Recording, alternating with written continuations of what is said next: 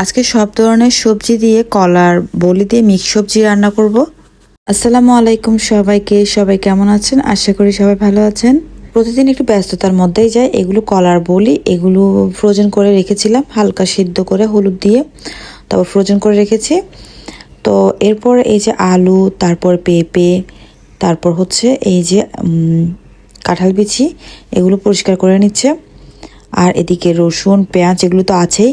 এরপর আমি আস্তে আস্তে করে একটা একটা করে বসিয়ে দিব। আমি কলার বলিটা রান্না করছি মসুরের ডাল আর চিংড়ি মাছ দিয়ে। এই যে মসুরের ডাল আর চিংড়ি মাছ দিয়ে রসুন দিয়ে ভালো করে কষিয়ে এরপর আস্তে আস্তে সব সবজি দিয়ে দিব। আর এখন এই যে তেজপাতা, এলাচি, লং, দারচিনি সবগুলো তো দিব। তো চুলার ধোঁয়ায় মিশেছে 5 রকমের সবজির ঘ্রাণ। মিক্স সবজি মানে অন্যরকম স্বাদ। আর এইভাবে কলার বলি দিয়ে মিক্স সবজিটা রান্না করলে অনেক মজা হয়। এরপর একে একে আমি এই যে আলু, পেঁপে, কাঁঠাল বিচি, কলার বলি সবগুলো একসাথে দিয়ে দিয়েছি। এইভাবে কলার বলিগুলো ফ্রিজে ফ্রোজেন করে রাখলে অনেক দিনই থাকে। আর সবজি ঘ্রাণে ভরে গিয়েছে পুরা রান্নাঘর। এরপর আমি পরিমাণ মতন পানি দিয়ে ঢাকনা দিয়ে ঢেকে রেখেছি।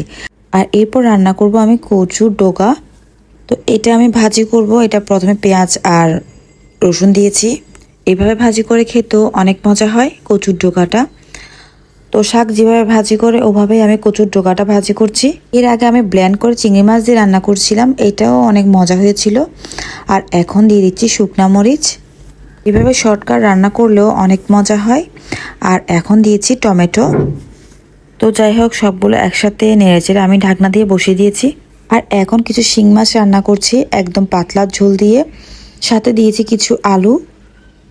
আর শিং মাছের মধ্যে পাতলা ঝোল হলেই ভালো লাগে।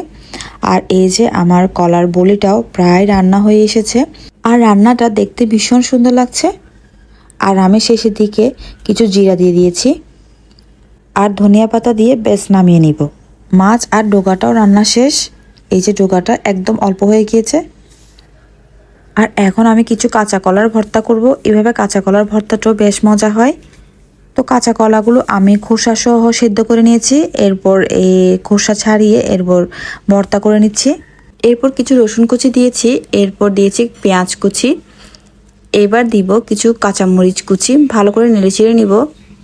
তারপর দিয়েছি পরিমাণ মতন লবণ। তো সবগুলো একসাথে ভালো করে মিক্স করে নিয়েছি। এবার দিয়ে দিব সেদ্ধ করে রাখা কলার ভর্তা। এখানে শুকনো মরিচের গুঁড়া দিলে আরও মজা হয়। এরপরে দিয়ে দিয়েছি পরিমাণ মতন ধনিয়া পাতা। যে কোনো ভর্তার মধ্যে একটু ধনিয়া পাতা না হলে ভর্তাটা ভালো লাগে না খেতে। এরপর কলার ভর্তাটাও রেডি হয়েছে।